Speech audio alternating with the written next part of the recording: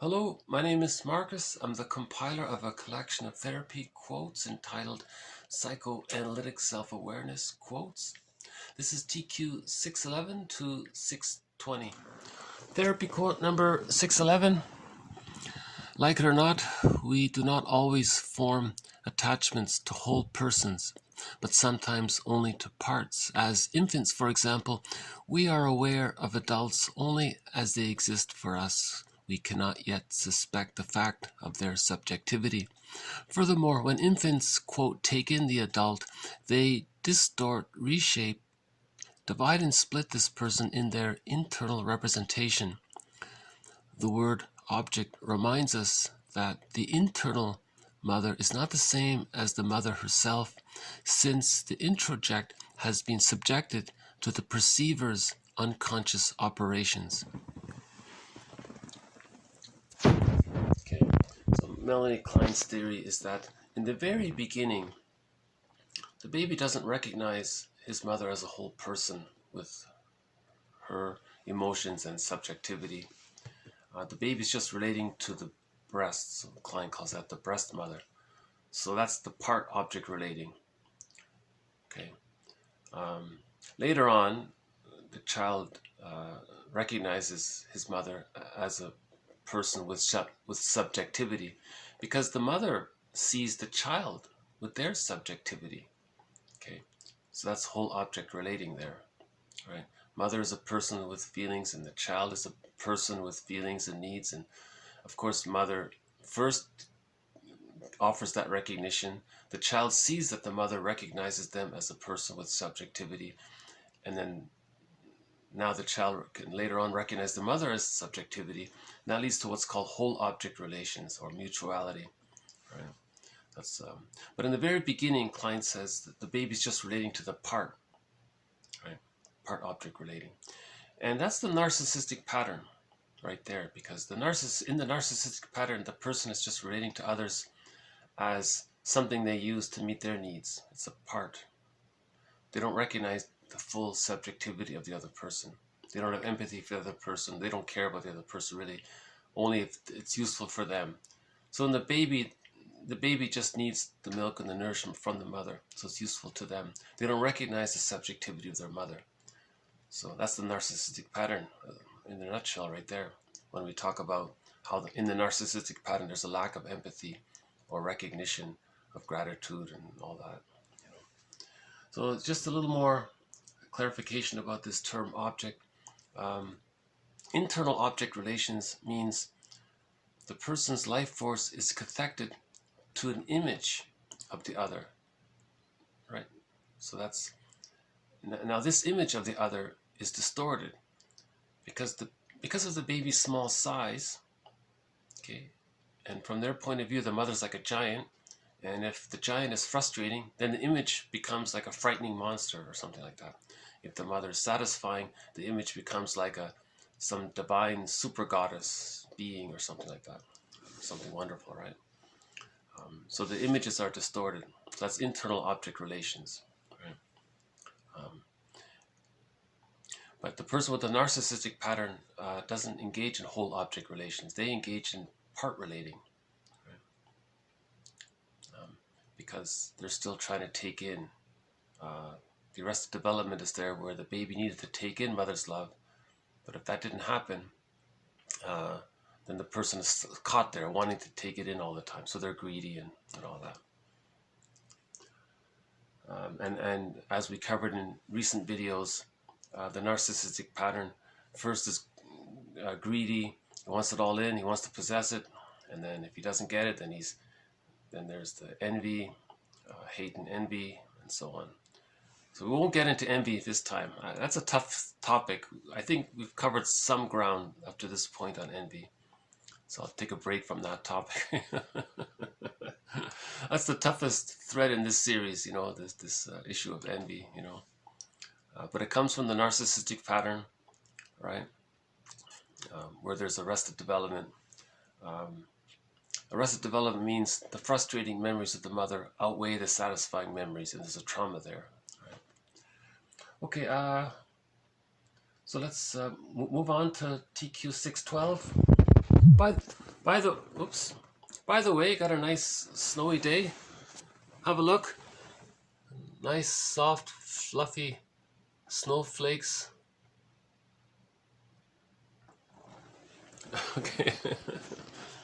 One of the nicest days we've had here so far. If we're lucky, we'll get a glimpse of the blue jay later on. Okay, back to the collection. This is TQ 612. The process through which one family member is, quote, chosen to contain the projections of another member is called projective identification. Through it, one family member can become the carrier of the family's anxiety. The parents, okay, then in treatment, the parents begin to own their own anxiety and thus undo the projective identification. The child or teenager is thereby freed of the obligation to contain the family's affect. So here again is a follow-up to the idea of family systems therapy. The parents brought the child in to the family therapist and said that the child has a problem. It turned out that the child is the carrier of the parents' anxiety. So the child identified with the projections of the parents. The child, in other words, the parents sent out their anxiety. The child recognized it and became anxious himself and is acting out.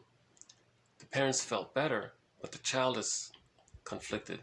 So family systems therapy is you treat all members of the family simultaneously in the same session, at the same time. So when we look at the parents' anxiety and they own what's bothering them, then the child calms down. Because the child is willing to be the scapegoat to carry the anxiety because he wants to keep the parents together. Right? He loves his parents, he wants them to stay together, so he'll do what he has to do, so to speak. So he'll comfort his parents, by acting out or taking away their anxiety. Then when the parents see the child being anxious, they feel a little relief. That's called projective identification. You want to externalize it. But the child suffers, right? So the solution, as they said, is for the parents to talk about their genuine anxiety. Then the child calmed down. Right? Family system therapy. Just a little follow-up on that and the idea of projective identification. So the parents weren't aware of their anxiety. Okay, it unconsciously got projected onto the child. They unconsciously even wanted the child to act out. The child picked that up to make their parents happy. They acted out. So the child was just trying to make the parents happy, so to speak, right? That's called projective identification. Okay, we've had a lot of quotes on projective identification, so this one just adds to the collection. TQ 613. How each partner came to choose the other, often for the precise purpose of recreating the parents' marriage, because in part it's what we know, and the second reason that we repeat is the effort to master experiences of childhood. For example, the man with the unhappy mother may have been engaged as her comforter as a child, but of course could not cure her unhappiness. He may, however, believe that he can cure his girlfriend's unhappiness. The woman with the critical father may feel about her critical boyfriend, quote, if only I can get this critical man to love me, unquote, thereby mastering the situation in childhood when she could not protect herself from her father. So, the theory is that the person is recreating the marriage that their parents had to master the trauma of how they felt being in that marriage, right? So the example was the mother was sad. The mother used the child to comfort the mother. It didn't work. The child grows up.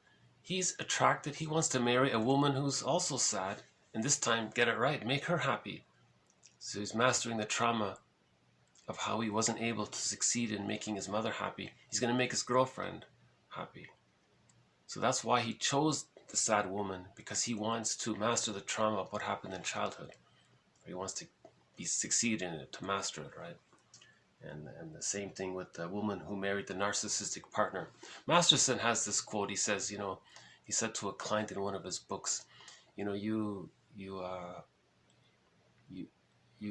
are attracted to narcissistic men because your father was narcissistic, and you want to master the trauma of that relationship.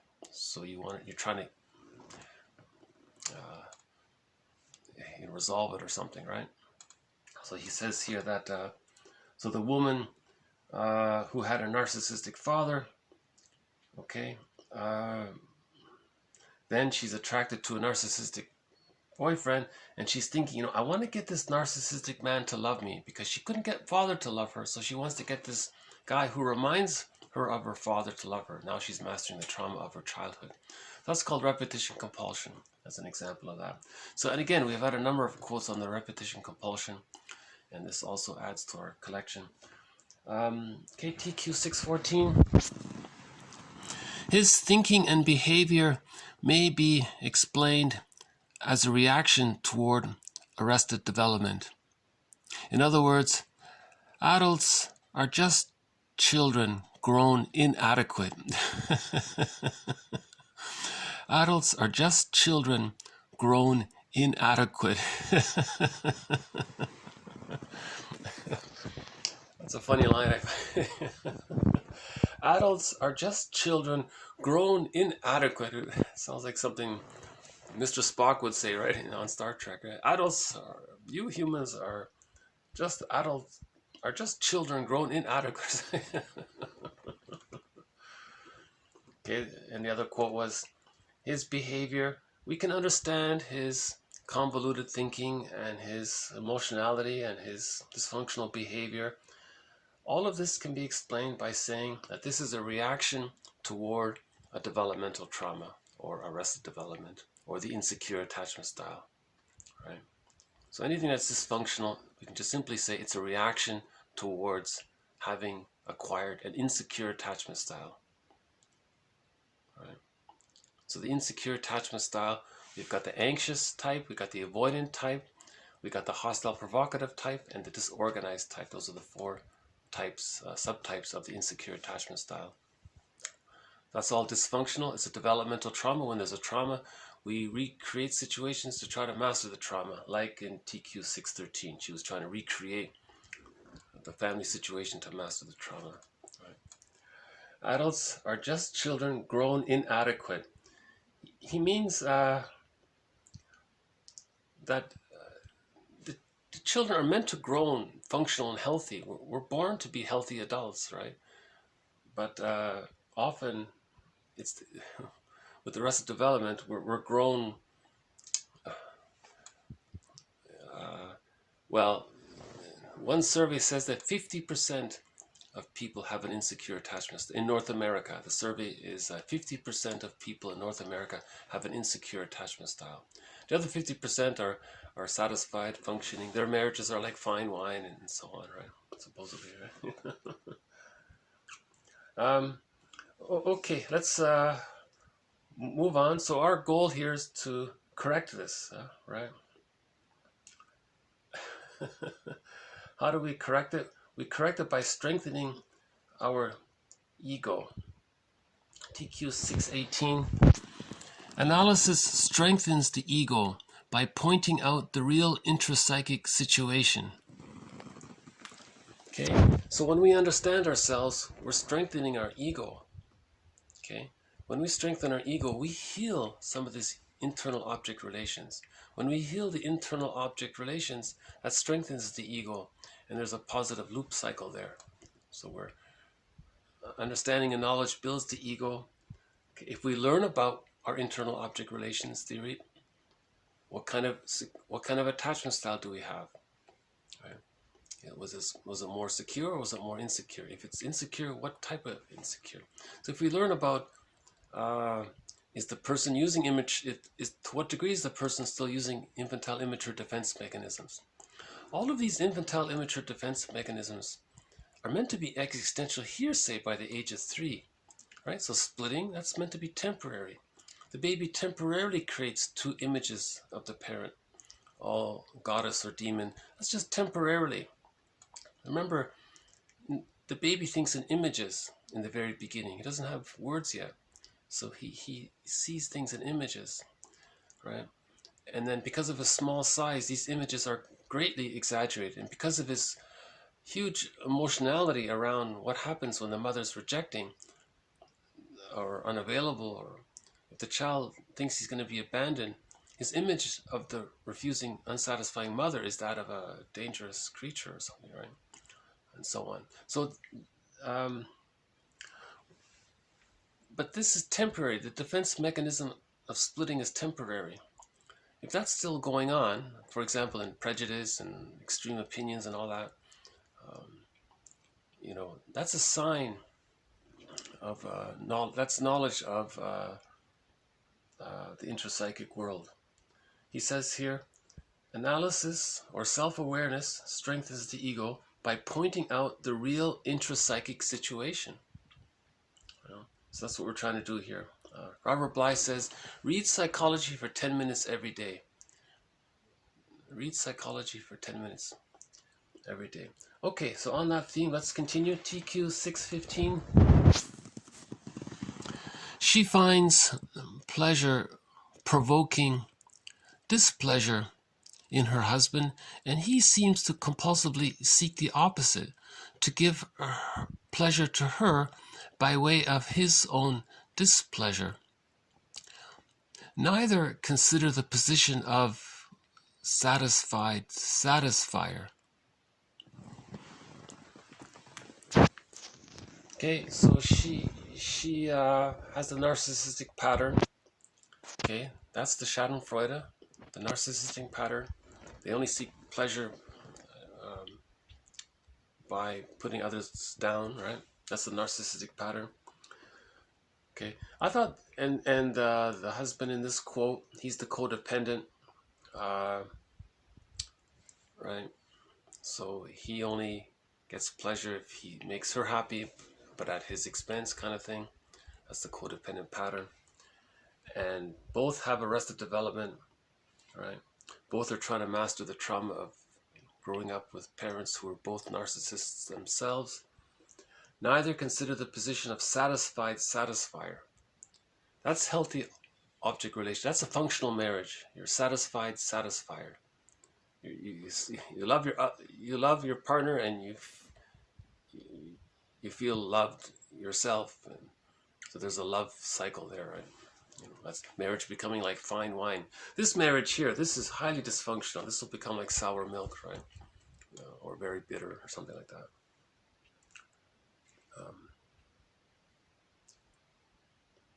So why would people engage in this kind of, aside from repetition compulsion gone awry?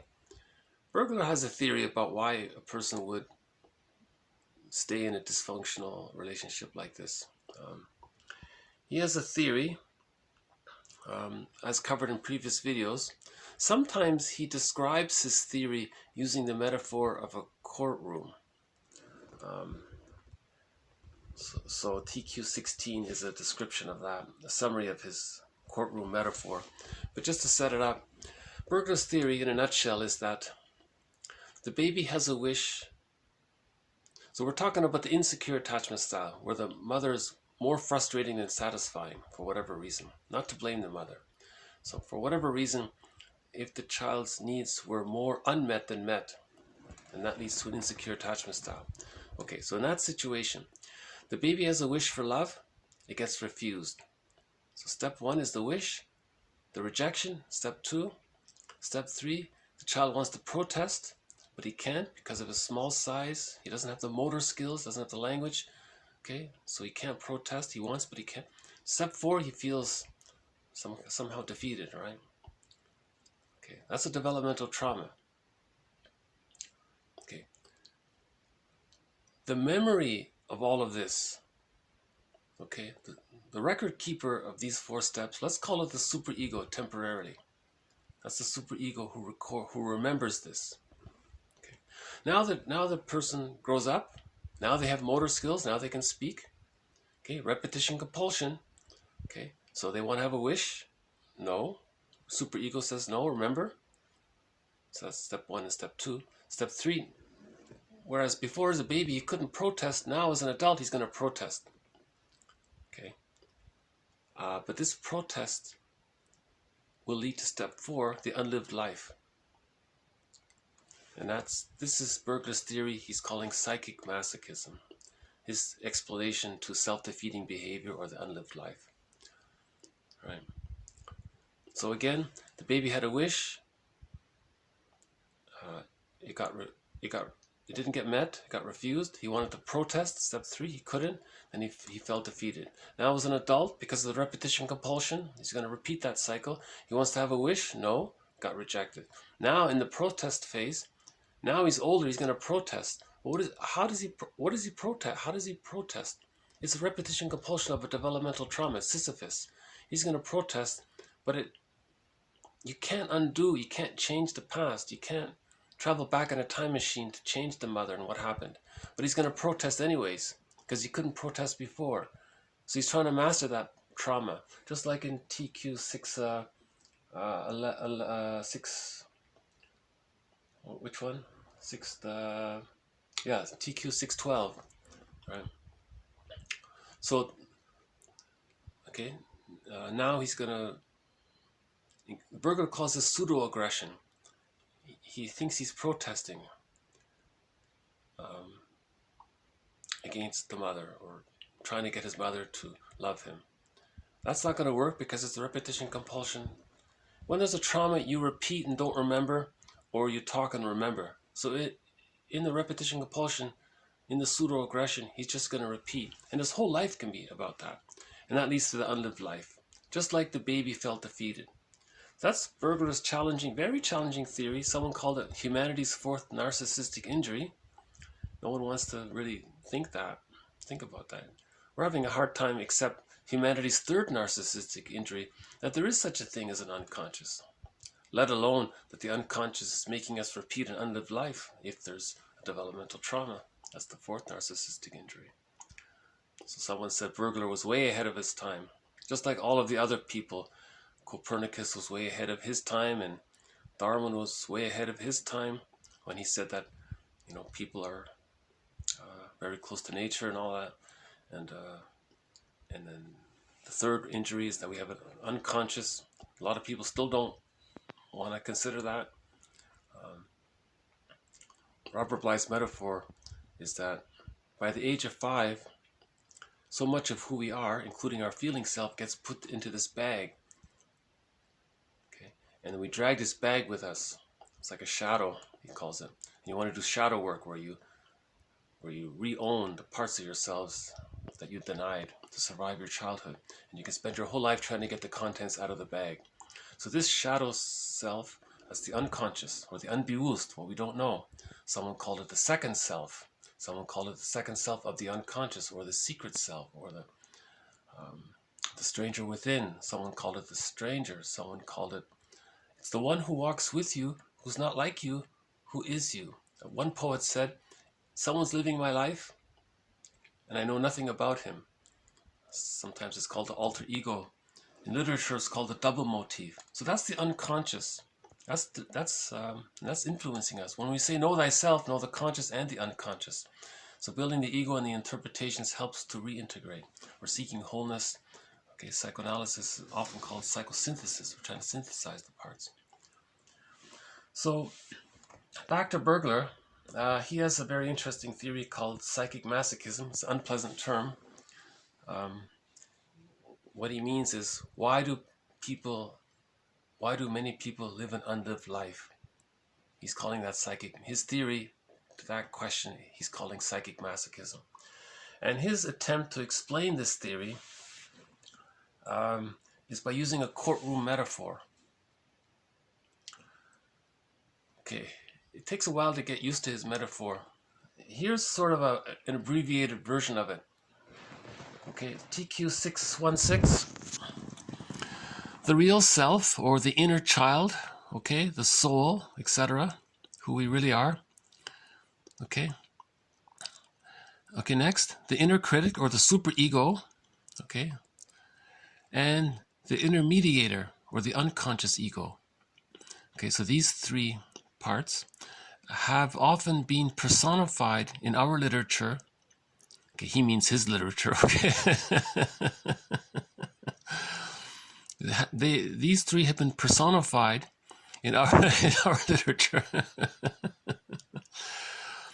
as, okay, so the criminal, so that's the soul, okay, the guilt, the unconscious guilt, the district attorney, okay, that's the judge or the superego, and the lawyer, that's the unconscious ego, respectively.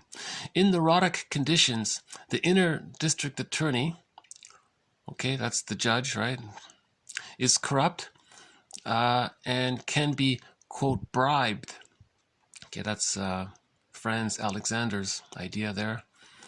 So we're going to bribe the district attorney, okay, with depression, pain, unhappiness, the unlived life, let's just say, the unlived life. Okay, so the go-between, okay, is a shyster lawyer, that's the unconscious ego.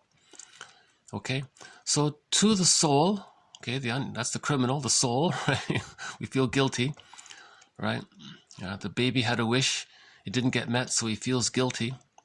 So to the criminal, he says, okay, the unconscious ego says, quote, you can't fulfill your wish, okay, right, to be happy, to have self-agency, self-activation, to know your real self, to love and be loved and be happy, okay, but if you consent to limit your wishes to unconscious fantasy only and to pay with depression and pain, I can fix it with the DA, unquote.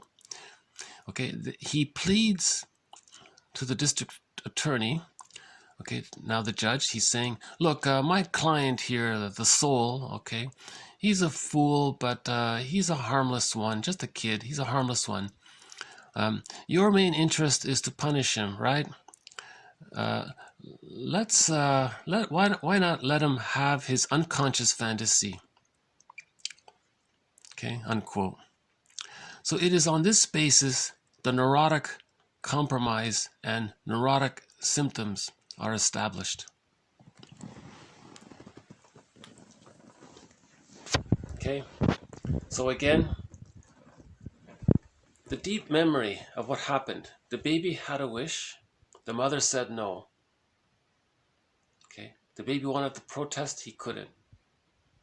Now he feels defeated. All of that we're going to call the judge or the corrupt district attorney. That's in his metaphor here. Okay. Now, who's the victim? That's the soul. That's the person. Remember, all of these parts belong to the inner world of the person.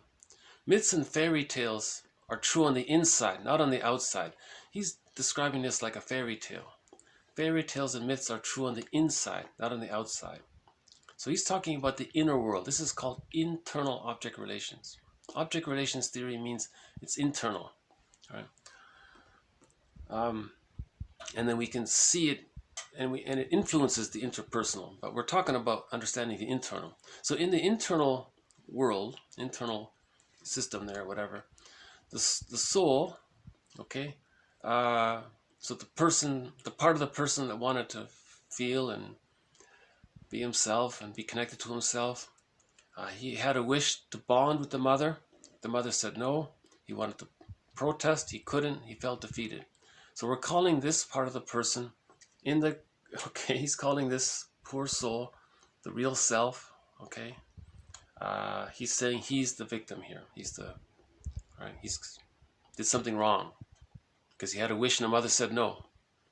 See, the mother saying no, that's part of the superego, right? It's a main part of the superego. Right? But every part within has a little mind of its own, a little ego.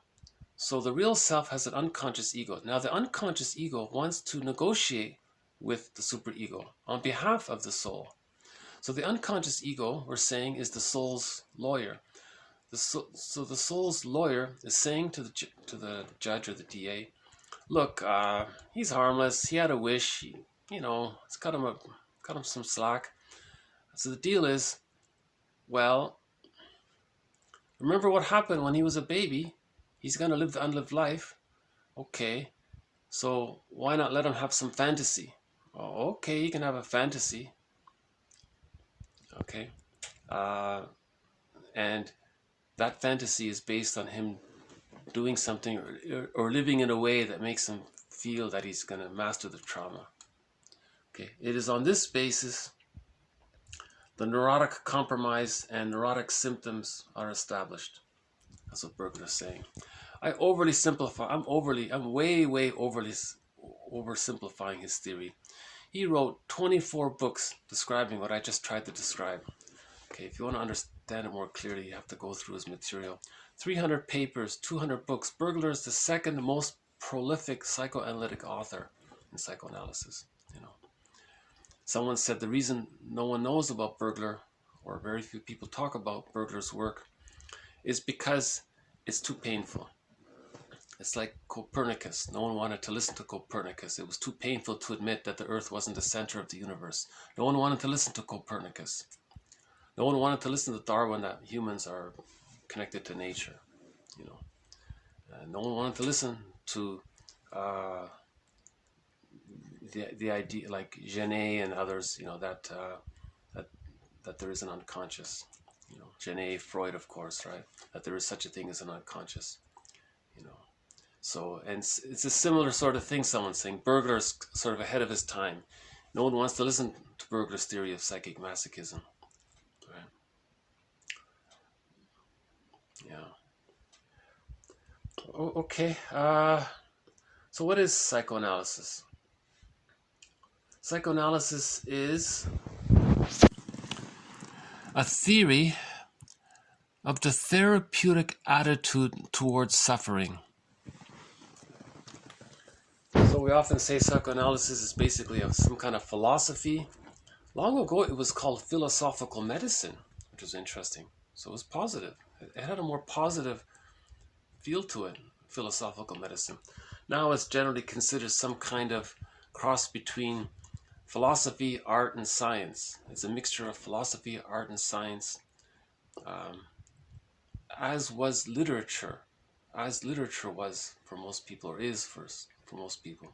The original psychologists were, Dostoevsky and Ibsen, and before that were the Greeks and so on, right? Okay, so it's an attitude. He's saying, so this idea is that psychoanalysis is an attitude, of a therapeutic attitude, a positive attitude of how to heal, a positive attitude of how do we heal developmental trauma, how do we heal the insecure attachment style, how do we heal dysfunctional living, how do we heal how the person is afraid to be happy, he sabotages his happiness, he has a chance to be happy but he doesn't want to be happy. Why is he still so psychically bonded to the rejecting image of an abusive parent? Why is he still loyal to that? Why doesn't he decathect from that and cathect to himself? Robert Bly says, get the key out from under mother's pillow. You want to decathect from the rejecting image of the mother. But what if he doesn't? Why is he stuck there? How do we understand this? Repetition compulsion, trauma, attachment needs. Baby has to bond. So how do we, and there's suffering there if the mother's abusive and the child does to himself what the mother did to him, and then he does to others what the mother did to him. All very dysfunctional. No one's happy here. So how do we heal from this suffering? Right? He's saying psychoanalysis is thus a theory of the therapeutic attitude towards suffering. That's a very light version of it, but most people say, no, it's more than that. It's philosophical medicine. It's part art, because you need an artistic skill to formulate an interpretation, to put words to describe how what a person is doing in the here and now is just like what he regularly does in his life, just like what he learned in childhood. How do you create a sentence, construct a narrative, a therapeutic narrative that links all that? Okay, that's psychosynthesis, or seeking wholeness, right? We're trying to heal the splits. Remember, splitting is a defense against anxiety. The baby splits the images of himself and his mother, and he compartmentalizes them and represses them and projects them to preserve the split. That's just temporary. That's soul fragmentation. Happiness, we have to heal the soul. Happiness comes from wholeness, because when we reach wholeness, whole object relating, then we have, the goal is ontological security and basic trust.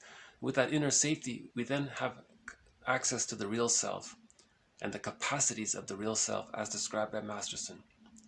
Now would be a good time for the blue jay to appear, the blue bird of happiness, right? Okay, we did 6 to 18 already. Analysis strengthens the ego. Remember in that video I played a couple of days ago, the therapist said to the client, when the mother is hurting the child unintentionally, usually, it damages the child's ego. So analysis, we want to strengthen the ego. We want to repair the ego, build the ego. Right? And we build the ego by reading about psychology for 10 minutes every day, like Robert Bly says. Okay, TQ, 2 more quotes, TQ 619.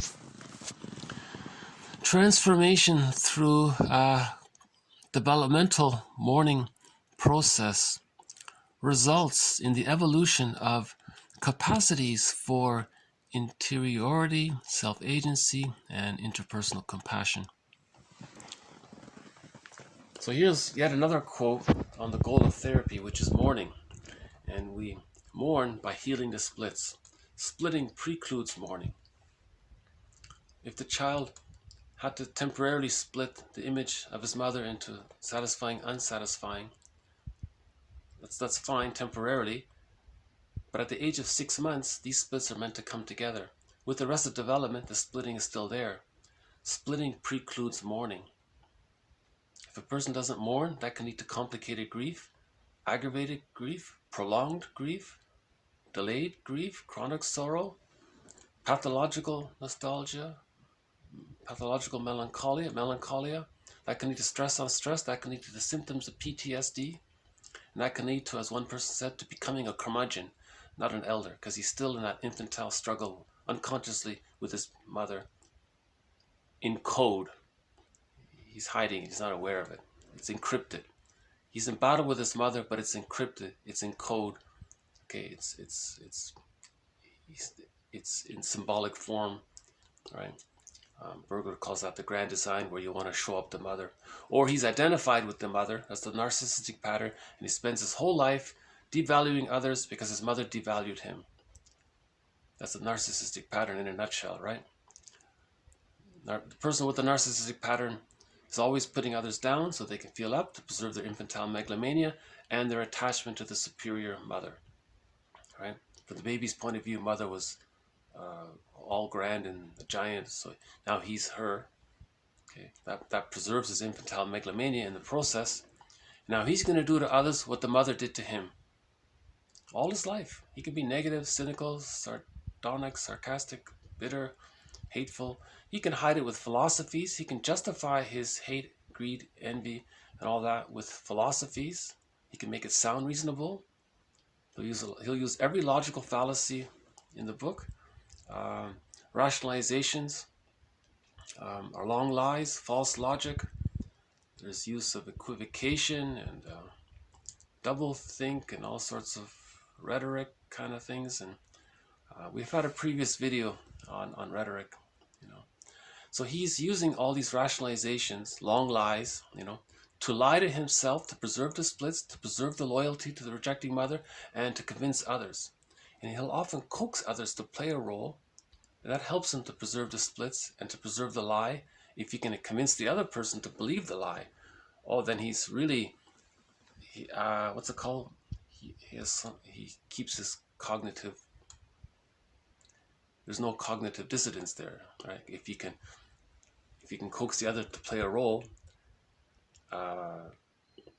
you know, be the wounded self, to play the role of his wounded self, and then he wounds the other because that's what his mother did to him, and he's caught in the repetition compulsion of continually putting the other down, because the mother continually put the baby down because the mother wanted to use the baby to meet her needs. Not to blame the mother again, again, we're not blaming the mother here. There's nothing in any of the literature that has any hint of that. There's no interest in that. There's no purpose in that. We're trying to understand, right? We're trying to build the ego here. That's the goal. Right? So again, with the narcissistic pattern, as explained in the previous video, there was this novel, famous novel in the 60s. The mother exploited the child. The child grew up. He identified with the aggressor. He became like her, and then did to everyone else. He exploited others, just like the mother exploited him. And he didn't realize that his philosophy, the way he was talking, his attitude, his all that negative, it was exactly what his mother told him as a baby. He didn't realize it. He didn't make the connection. And he, there's a movie, what's it called? The Student of Prague. In the very beginning, it says, on the tombstone, it says, here's a man who never faced his narcissistic pattern, or something like that. Or if he tried, oh no, the movie was about a man trying to face what happened, but he didn't succeed, or something like that. Yeah, I'm getting it mixed up here. So we'll just stick to the novel. So in the novel, the person did to others, the person exploited others because the mother exploited him. He's doing this to communicate that his mother exploited him. That's why he's doing it. He's trying to say, look what mother did to me. Look what I'm doing to you. That's what mother did to me. That's what he's trying to do. Bergler calls that a negative magic gesture. You know, he wants others to say, what you're doing to me, is that what your mother did to you? Whoa. That could be, oh my God. You know, that could be a real life-changing moment if you can make that awareness, you know, get that awareness. That's what he's looking for. He's searching for integration, wholeness, healing. He wants to decathect from the rejecting image of the mother. He wants to get the key out from under mother's pillow so that he can differentiate. You have to differentiate from the image of the other. The image of the other and the image of the self, there has to be differentiation there. That occurs at the age of 6 months with the secure attachment style. Then the person can know himself. You don't know yourself if you're blurred or fused with the mother, or you've identified with the mother. And you think that's you. That's not you. That's the false self organization. The grandiose false self part masking the hungry enraged part self, as someone said. Okay, so she's saying here in 619, you know, transformation through a developmental mourning process. She's calling it a developmental mourning process. It's developmental because the development is for the splits to come together. In child development, the splits come together. When the splits come together, now you can mourn. Splitting precludes mourning. That's why she's calling it a developmental mourning process. It's a very good phrase there. Okay, another way of putting all this is TQ 620. Those who are better integrated more easily relate to others in a friendly way than those using primitive defense mechanisms based on splitting and projective identification. So those are the two main immature infantile defense mechanisms that babies use to survive the trauma. Splitting, projective identification, okay, acting out, you know, coaxing the other, take on the role, either the role of the child's wounded self or the role of the satisfying mother or the rejecting mother, and so on. So how do you relate it's a huge distortion of reality, right? To project these unconscious images onto people and then relate kind of based on that, you know. So the goal is integration. So she's saying here, integration. Klein says nobody achieves perfect integration. Nobody can perfectly reintegrate everything that they've disowned back into themselves. It's not possible, she says. Theoretically, maybe it's possible, but she said that would only be a theoretical consideration if someone could achieve perfect integration, where everything that's in the bag, can come back to the person. Right? There's bound to be some things that are still in the bag, right? But the more you can integrate, the more whole you feel, right? The more whole you feel, the more you're connected to yourself, the more you have access to yourself. When you're whole, that leads to whole object relations, that leads to mutuality. That means you recognize the subjectivity of the other person, that they have feelings. Okay, that's empathy, of course. Remember, the baby doesn't have empathy. He first has to have the experience of the mother having empathy for the child first. Then the child internalizes that capacity. That leads to whole object relating, and so on. Okay, yeah, I'm surprised none of the birds made an appearance. I thought at least the crow would come, but I'm not sure where they are. You know, just before I started this video, the blue jays were here, and then suddenly they disappeared. Maybe they don't want to be on camera, I don't know.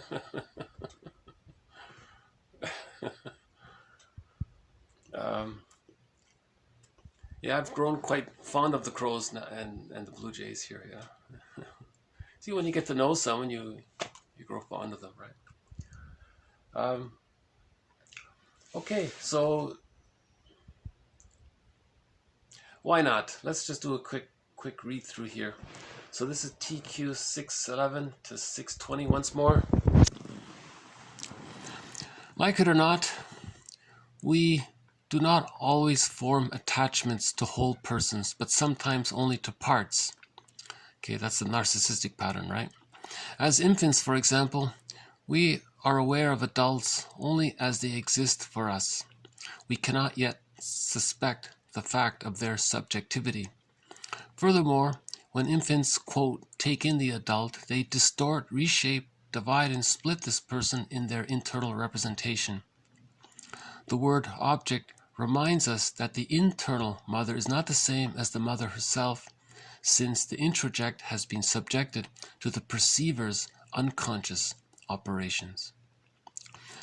The process through which one family member is, quote, chosen to contain the projections of another member is called projective identification. Through it, one family member can become the carrier of the family's anxiety. In treatment, the parents, to heal this, then the parents begin to, quote, own their anxiety and thus undo the projective identification. Then the child or the teenager is thereby freed of the obligation to contain the family's unwanted affect. How each partner came to choose the other, often for the precise purpose of recreating the parents' marriage. Because, in part, it's what we know, and the second reason that we repeat is the effort to master experiences of childhood. The man with the depressed mother may have been engaged as the comforter as a child, but of course could not cure her mother's depression. He may, however, believe that he can cure his fiancée's depression. He may cure his fiancée of her depression. The woman with the critical father may feel about her critical boyfriend, quote, if only I can get this critical man to love me, thereby mastering the situation in childhood when she couldn't protect herself from her father's criticism, repetition compulsion. His thinking and behavior may be explained as a reaction toward arrested development. Adults are just children grown inadequate. Adults are just children grown inadequate.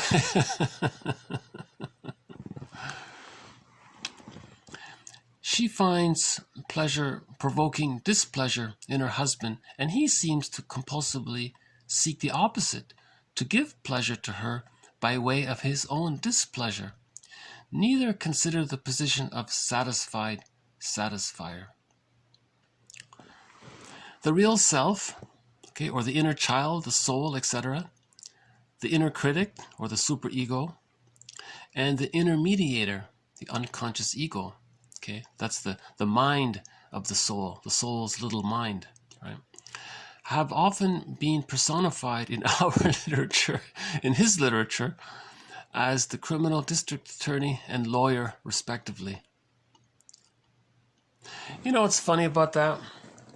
You know, I was really struck by that. He said, he's the only one that really, he invented this courtroom metaphor to describe his theory. Maybe some others have tried, but I haven't found it yet. So maybe there are other authors who have described, you know, come to think of it, yes, there are a couple of other authors who have used his metaphor.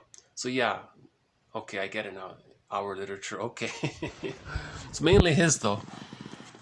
Okay, so these three have been personified in our literature as the criminal, okay, that's the inner child, the real self, the district attorney, okay, the superego, the mother, and the lawyer, okay, so that's the mind of the real self. In neurotic conditions, the inner district attorney is corrupt and can be bribed by depression, pain, and unhappiness. The go-between is a shyster lawyer, unconscious ego. To the criminal, he says, okay, to the soul, the lawyer, his mind says, you can't fulfill your wish, okay, to bond to the mother, right, to be yourself, to have self-agency, to know your real self, and so on, to have a secure attachment style. But if you consent to limit your wishes to unconscious fantasy, okay, that's disassociation, a symptom of trauma, unconscious fantasy only, okay, and you can do things, all right. Okay, so if you consent to limit your wishes to unconscious fantasy and pay, okay, for the unlived life with your unhappiness, I can arrange that with the superego.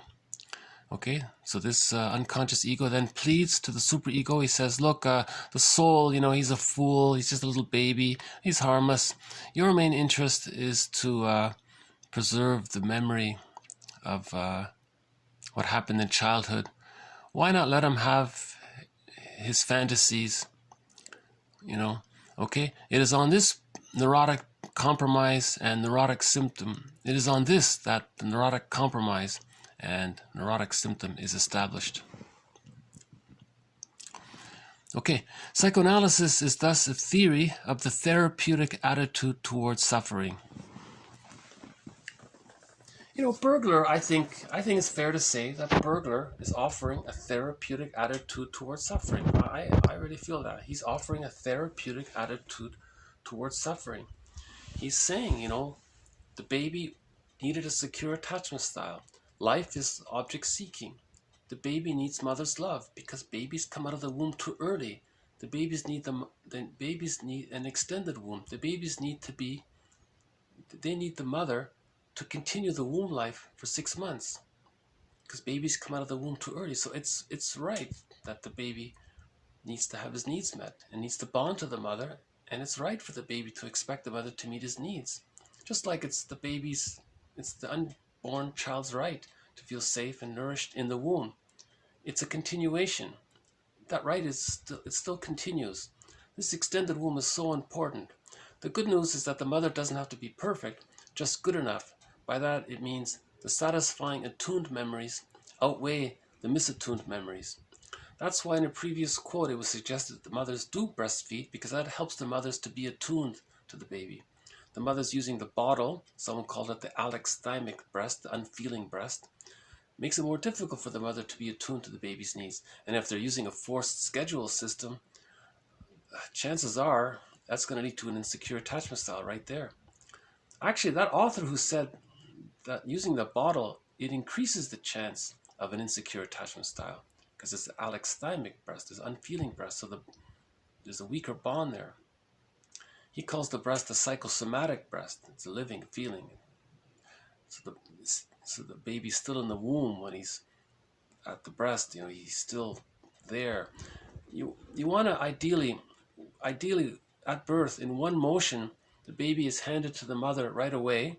All of the hormones are set up for the bonding to take place, right? And then the cord stays. The cord is a part of the baby. That was his support system. The placenta stays. It'll come out a few minutes later or whatever. It can be put in a bowl. It can sit on the bed. That's the child's support system. And you know, that placenta was a barrier between him and the mother. physically. So that maybe helps to support the differentiation process, where the child's sense of himself can be differentiated from the sense of the mother. So it suggests, that's called a lotus birth, a natural birthing, right? Lotus birth. Because the child needs all the support he can get to survive that birth trauma. If there is a birth trauma, he needs all the support he can get to heal from that. So even if there is birth stress, it can be healed with the secure attachment style from birth to 6 months, or the satisfying memories. But the bond has to be there. The bond has to be there. Secure, so the baby has the right for that. So I think Berger's theory is offering a therapeutic attitude toward what happens when the baby doesn't get a secure attachment style. He's trying to understand the repetition compulsion. He's using his metaphor to help clarify that. I'm using the 4 steps. I'm not really using his courtroom metaphor, but he keeps using it in his books. So just again, in a nutshell, the baby has a wish. Step 1, it got refused. Step 2, he wanted to protest, but he couldn't. Step 3, now he feels defeated. That's a trauma. The repetition compulsion, he's going to repeat that his whole life. He's going to have a wish, but it's going to get refused. But now he's going to protest because now he's older, but it's pseudo-aggression, it's fake, because it's not towards... He can't travel back in a time machine to really protest against the mother, so it's pseudo. Now he's going to feel unlived. That's the unlived life. That's Berger's theory called psychic masochism. Very challenging theory, humanity's 4th narcissistic injury.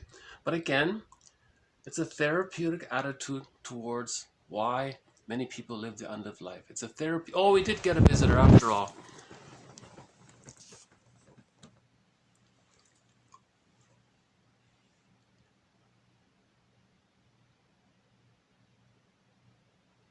Okay, and there he goes. Okay.